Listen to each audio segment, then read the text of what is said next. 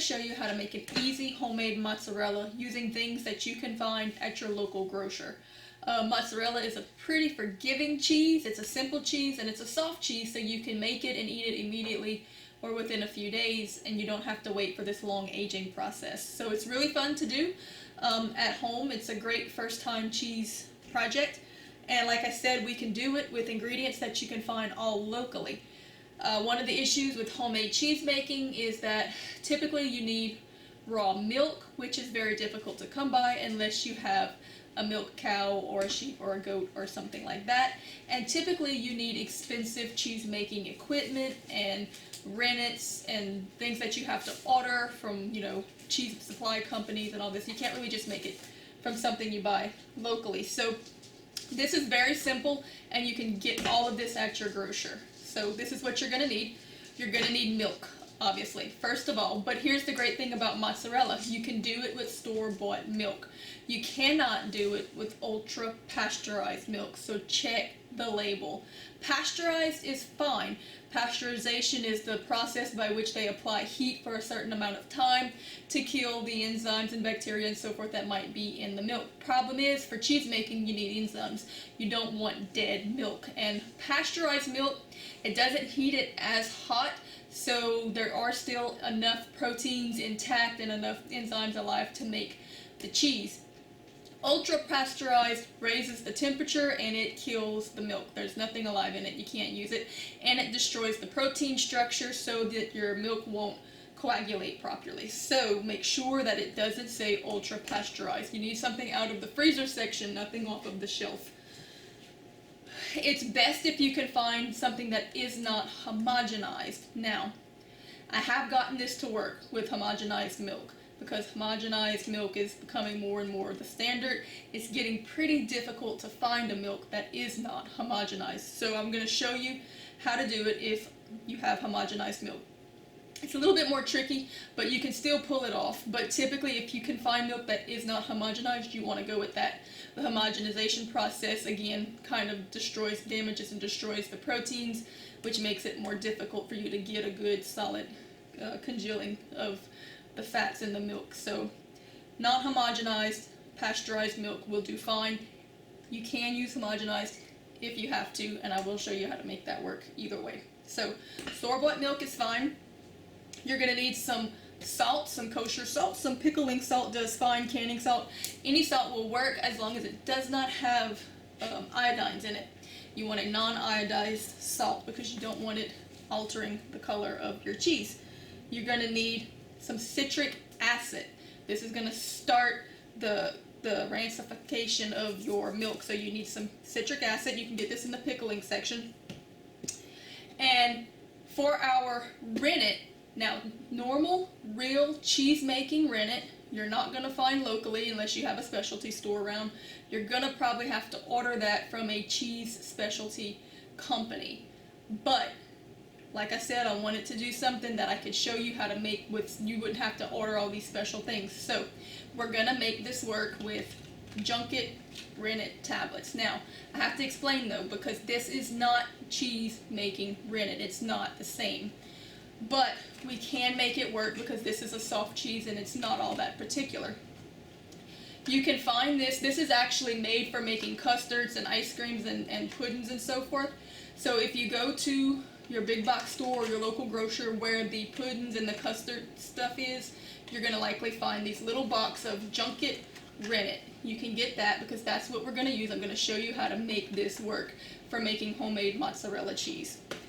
You're going to need a good thermometer, because the trick to turning milk into cheese is watching the temperatures. It's very, very important that you have exact temperatures. So get you a good little thermometer that's going to be able to help you keep an eye on those temperatures. You need a measuring cup. You're going to need distilled water. You're going to need water that does not have chlorine, because what is the purpose of chlorine in your water? It's to kill enzymes, and we need them alive. So make sure you do not use chlorinated water. I use distilled water, works great.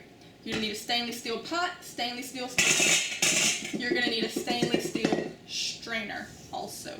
So we're going to go ahead and get started. I'm going to show you how to make homemade mozzarella at home in your kitchen. And less than 35-40 minutes tops. Let's see how it works. Alright, we're going to take our citric acid. You're going to need 1.5 teaspoons of citric acid dissolved in 1/4 cup cool, unchlorinated water. Again, no chlorine. Needs to be cool. And we're going to mix it in there. Make sure that it's good and mixed and dissolved. Alright, to our stainless steel pot, we're going to put 1 gallon of milk. This milk needs to be at 55 degrees, which is typically the temperature it's going to be coming straight out of the refrigerator. Alright, making sure that our citric acid is well stirred. We're going to want our milk at 55 degrees. We're going to need to stir in this citric acid solution. At 55 degrees, that's the temperature that it should be coming straight out of the refrigerator. So we're going to mix this in. Get my bigger spoon. You're going to also need a spoon that has holes in it. So we're going to mix this in and slowly stir it. And at this point, we're going to turn the heat on it and slowly bring the heat up to 90 degrees. Alright, you want to continuously stir this gently, and you want to watch your temperatures closely, because at 90 degrees we're going to need to add our rennet. And we've got some time because it's still just slightly above 60. So you just keep stirring and watching your temperatures. Alright, so then we want to put 1/4 cup again, and this is your rennet tablet, the Junket Rennet tablet. It's going to be able to break into 4s. We want to break it in half. Alright, we're going to want to add half of it to the water and make sure that it's completely dissolved. Of the other half, if you're using homogenized milk, you want to save about 1/4 of that on the side. If your milk is not homogenized, you should be fine and you won't need that other part. But if your milk is homogenized, you might want to save it just in case you need a little extra help. Alright, we are at 90 degrees. We need to now stir in our rennet solution.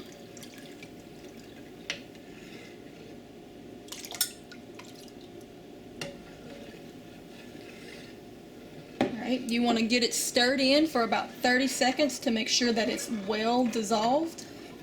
And then we're going to just turn the heat off and put a lid on it and let it sit for about 10 minutes. Alright, it's been sitting for a few minutes, so now with either a spatula or a long knife, you're going to want to cut the curds. It should be solidifying to some degree, and you're just going to cut them in long strips. You can see a little bit towards the edge how they're starting to come away from the wall. And you can check it. If it's not solidified, just put the lid back on and let it sit a little longer. Alright, and then we're going to also come and cut across so that we have squares of curd.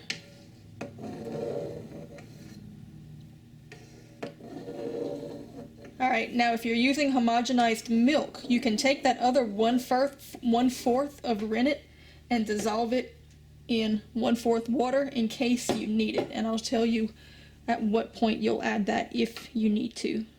So we're going to want to turn that heat back on. About a medium heat we're using this whole time. And at this point, we're going to want to bring the temperature up to about 105. In between 105 and 110 is okay. So you're going to very gently, as the water starts to warm up, you're going to want to come down in between these curds. Just to kind of stir it up a little bit. So I don't know how well the camera's picking that up, but you can see how all those square pieces are kind of staying solidified but breaking apart, and against the wall it's pulling away. you're going to want to take your thermometer right in the middle and keep an eye on those temperatures. Now at this point, if you didn't have a good solid curd that was starting to clear up, and you're going to start to see as it separates that the whey, which is the clear liquid, at first it's kind of milky, but it's going to get more and more clear. If it's staying milky and not getting clear, then you can add that rest of that rennet at this point, or when it gets to about 110 degrees, and it'll help it to firm up. But if it's working, then don't do it, because you don't want to over dry your curds. But it's hard to really be able to tell when you're working with homogenized milk, so I like to make a little extra just in case it needs a little extra help. But if it doesn't, then just let it work with what you got. See, now I'm getting a good solid curd. Yeah, we're actually getting a little bit above 110, so at this point we need to go ahead, take them out. Alright, once I've lifted out about as much as I can with the slotted spoon, this is a little trick I like to use. I haven't seen anybody else do it, but I find it makes it a lot easier to collect and strain some of that curd out of the way. I'll use a colander. I'll use a sieve. Go ahead and just dump it out. Scoop up some more. Like this, I can actually get pretty much all of it out of the whey without losing any.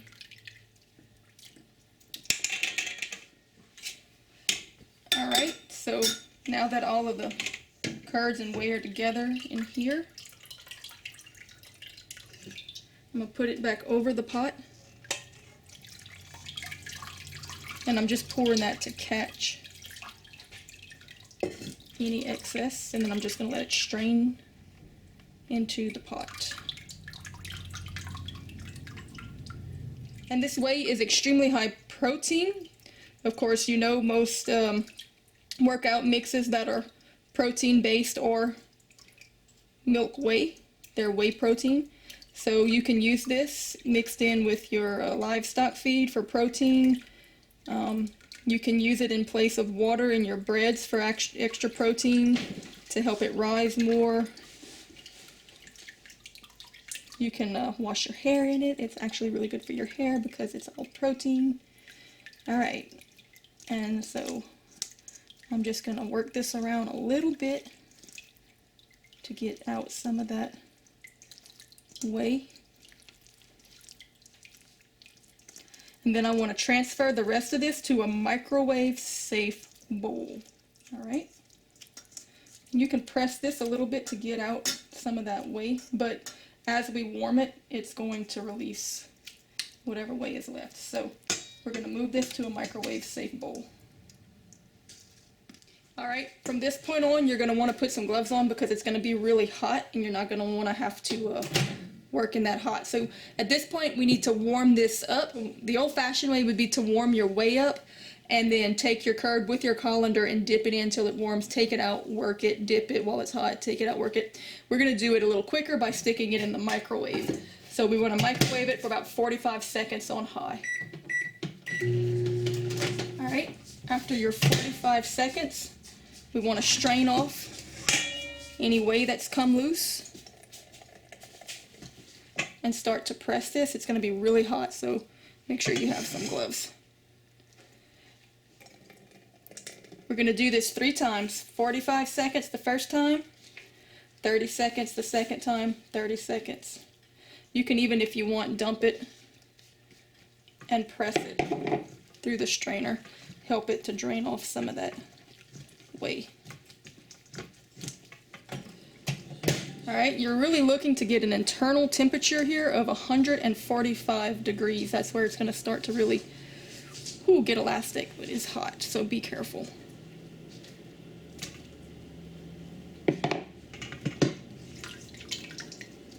And every time we heat it up, it's going to release a little bit more of that trapped whey. I'm going to press it and roll it. Press it and roll it.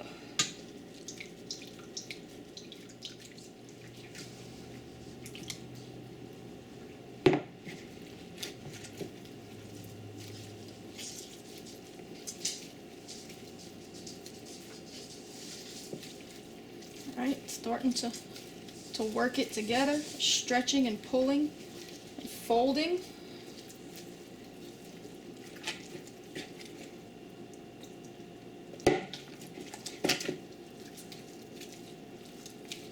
At this point, we want to add our salt, whatever salt you're going to put in it.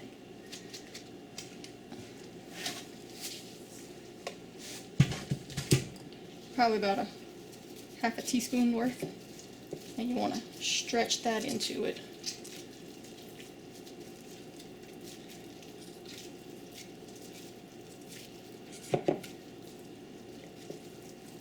Alright, and we're going to heat it one more time.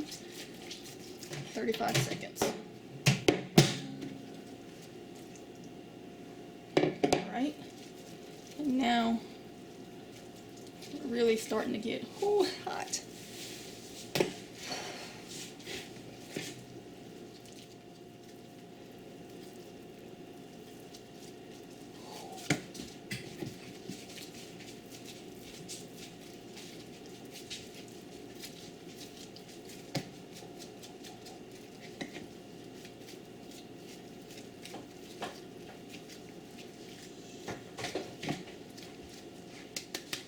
Alright, now we're starting to see that mozzarella shine, and you're going to work it like you would work dough, bread dough. You want to spin it and stretch it and tuck it. And you'll see it starting, it's very elasticy, very shiny. And now we're going to let it cool. If you want it to flash cool this, you could drop it in ice water. You could eat it warm, or you can just set it. Alright, so now we have our lovely lump of mozzarella. You can see the shiny and solid, and we'll slice it up and run it through the grinder shredder so you can see and make some yummy homemade lasagna with it.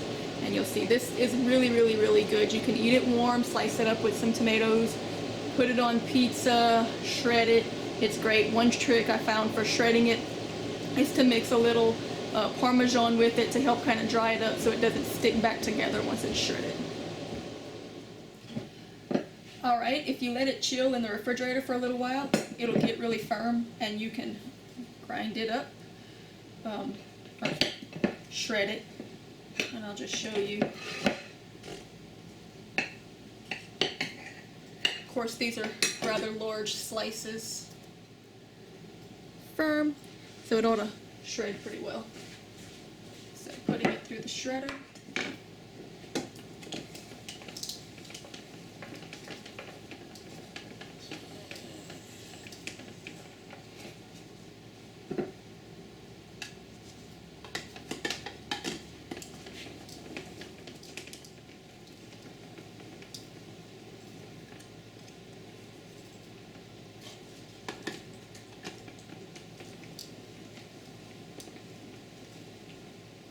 Alright, so that's our shredded version.